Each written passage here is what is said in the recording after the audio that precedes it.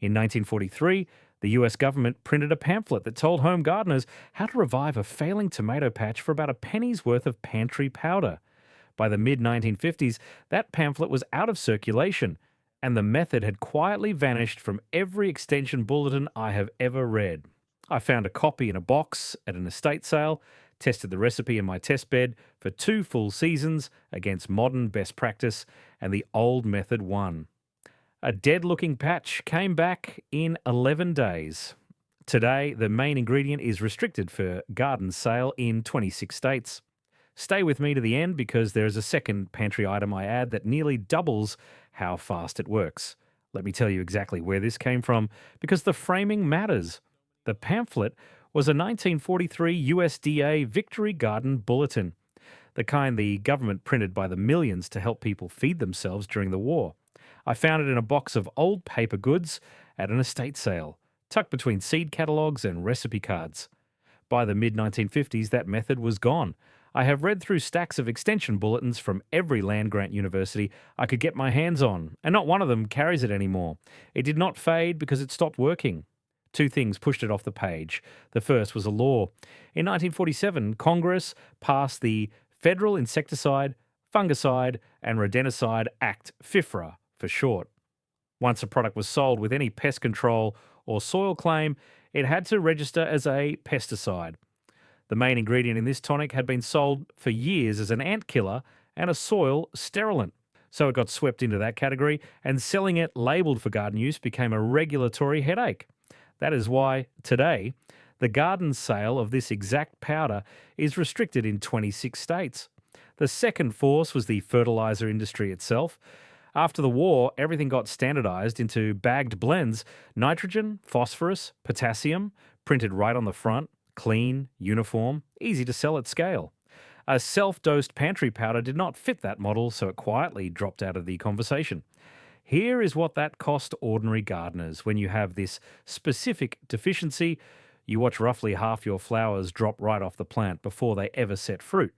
And the standard advice tells you to feed harder, so people dump expensive NPK fertiliser on a problem that fertiliser cannot fix. I tested the old method against modern best practice for 2 full seasons in my 4x8 test bed. The old method won, so let me name it. The pantry powder is borax, sodium tetraborate, the same white powder that has sat in laundry rooms for 100 years. What makes it work in the garden is the boron in it, and boron is a micronutrient most gardeners never think about because nobody sells it to them in a bag. Here is the recipe straight off that 1943 page, and the version I dialed in over 2 seasons of testing. 1 level tablespoon of borax, fully dissolved in 5 gallons of water, applied as a soil drench across roughly 50 square feet of bed. Not dusted on dry, never dusted on dry, always dissolved, always within that dose. I will explain in a minute why that precision is the entire point. When I found the pamphlet, I did what I do with everything. I ran the comparison. I planted my test bed in heirlooms, a Brandywine on one end, a Cherokee purple on the other. Same soil, same drip schedule, same everything. One half got the borax drench from the old pamphlet. The other half got a standard by-the-book NPK feeding program. 2 seasons running, the borax side recovered faster and set more fruit per plant. That is the kind of result that does not show up in the bulletins anymore. Now here is the science, because this is where it gets interesting. Boron does something no amount of nitrogen can do. It drives pollen tube growth. That is the little tube a pollen grain has to push down into the flower to fertilize it and start a fruit. No boron, no tube, no fruit. The flower just yellows and falls. Boron also moves sugars and calcium through the plant, so when it runs short, the growing tips start dying back because the plant cannot transport what it needs to its newest tissue.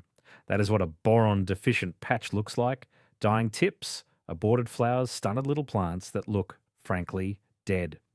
And here is why it is so common right where I garden, and probably where you garden too. My native soil down here in the foothills runs a pH around 5.4. Acidic mountain clay. We get a lot of rain. Both of those things strip boron out of the root zone. Acidic, high rainfall soil leaches it away faster than the plant can use it. So the deficiency shows up constantly and it gets misdiagnosed constantly because the symptoms look exactly like the plant is starving for fertilizer.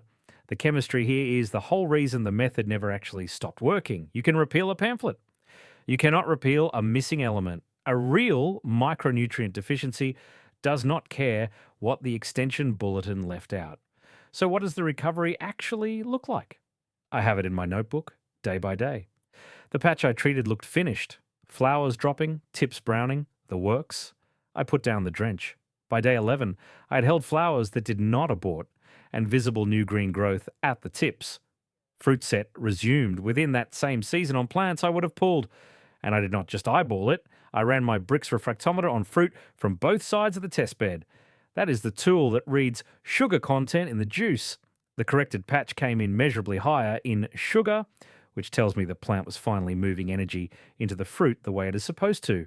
A patch that looked dead produced a real harvest in the same season. That is not a story you find in a modern feeding guide. Now stay with me, because here is the part that explains everything. The very thing that makes borax work is the same thing that made it so easy to pull off the shelf. Boron has one of the narrowest safe windows of any element you will ever put in your soil. The dose that corrects a deficiency and the dose that poisons your soil are dangerously close together. Push past it and you do not just hurt the plant, you sterilize the ground. Remember, this powder was sold as a soil sterilant for a reason. At the wrong concentration, it kills everything. That razor-thin margin is exactly why a regulator looking at it in the late 1940s found it so easy to restrict, and why a fertilizer company would never want to print self-dosing instructions on a bag. The risk was real. So instead of teaching people to dose it carefully, they simply stopped teaching it at all. Now, before we keep going, I want to share something with you. Boron is just one of several micronutrients most gardeners never test for and never even hear about because nobody puts them in a bag. If what I am walking you through is making sense, if you are starting to see how much of your yield is a measurement problem rather than a luck problem, that is the whole foundation of my book, Steve's 30-Day Maximum Yield Protocol. Chapter 3 is the soil chemistry chapter, and it walks through exactly this: calcium, magnesium, and boron, and how your soil pH controls whether your plants can even reach them. There is a diagram in there showing nutrient availability by pH that pulls 22 years of my records into one page. It is $17 at stevesgardenbooks.com. If you're watching on your television, grab your phone right now and point it at the QR code on screen. Take your time, find it, unlock it. I will be right here. If you're on a phone or laptop already, the link is right down in the description. So let me get back to that pamphlet and the question in the title: why a method this cheap and this effective disappeared? Two forces buried it, and neither one was a secret. The first was a law. In 1947, Congress passed the Federal Insecticide, Fungicide, and Rodenticide Act, FIFRA. Borax had been sold for decades as a soil sterilant and an ant killer. The moment a product carried a pest control or soil claim on the label, FIFRA required it to register as a pesticide. Registration costs money and paperwork, so sellers had a choice: pay to register borax for garden use or just stop labeling it that way.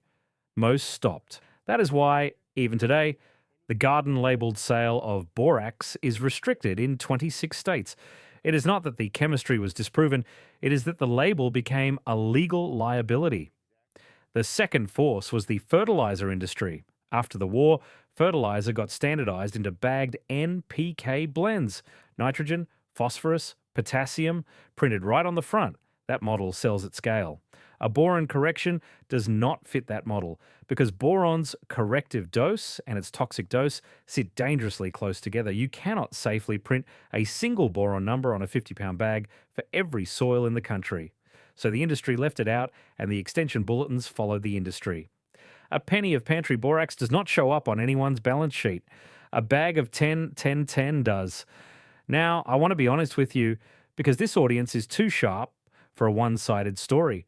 The caution was not pure invention. Boron really is dangerous if you overdose it. Too much, and you sterilize the soil. Nothing grows for a season or more. So the people who pulled back were not lying about the risk. My problem is not that they warned us. My problem is that they buried the method instead of teaching it safely. The fix would have been a precise dose. Instead, we got silence. And here is what that silence cost you. For decades, gardeners watched a patch drop half its flowers and assumed it was hungry, so they bought more nitrogen. They dumped fertilizer on a problem that fertilizer cannot touch. They lost harvests, season after season, paying for the wrong solution to a 1 tablespoon deficiency. Which brings me to the second pantry item I promised you at the start, the one that nearly doubles how fast this works. It is unsulfured molasses, plain blackstrap molasses from the baking aisle, 1 tablespoon stirred into each gallon of the borax drench. That is it. Here is the science. The simple sugars in molasses do 2 things. First, they feed the soil microbes living around the roots, and a thriving microbe population moves nutrients into the plant faster. Second, molasses acts as a mild chelator. What I mean by that is it loosely grabs onto the boron and helps carry it into the root zone instead of letting it bind up in the clay, so you're not just adding boron, you're escorting it to the door. I ran this in the testbed and I won't pretend it was a perfect controlled experiment, but the difference was clear enough to share. Borax alone revived the patch in about 18 to 20 days. Borax plus the molasses brought that down to 11, nearly half the time. Same heirloom varieties, same water, same soil. The only change was 1 tablespoon of sugar. This is exactly the kind of pantry fix that never survived the move to bagged products. You cannot sell it. You can only do it. All right, before I let you go, if a patch that looked finished can come back in 11 days, the real question is how many other yield problems get misread the same way? A boron-starved plant looks a lot like poor fruit set, and poor fruit set looks a lot like blossom end rot, and gardeners chase the wrong fix for all 3. Chapter 9 of my book, Steve's 30-Day Maximum Yield Protocol, is the troubleshooting chapter. It walks through the 7 most common yield killers, poor fruit set and blossom end rot included, and there is a diagnostic flowchart diagram that takes you symptom by symptom to the actual cause. It is 115 pages, $17 at stevesgardenbooks.com. If you're on your television, grab your phone now and scan the QR code on the screen. Go ahead, take your time finding it. I am not going anywhere. If you're on a phone or laptop, the link is in the description. This is for the folks who already have the beds and just want more out of them. So that is the whole method. A 1943 borax tonic, 1 tablespoon in 5 gallons with a tablespoon of molasses per gallon, bringing a boron-starved tomato patch back in 11 days. You now hold a fix that was quietly pulled from the bulletins 70 years ago. Test it on 1 patch first. Your soil is different from mine, and the dose precision is the entire point, so do not eyeball it. I have got more of these forgotten methods coming, the ones that got standardized right off the shelf. All right, that's what I have for you today. I'll see you in the next one.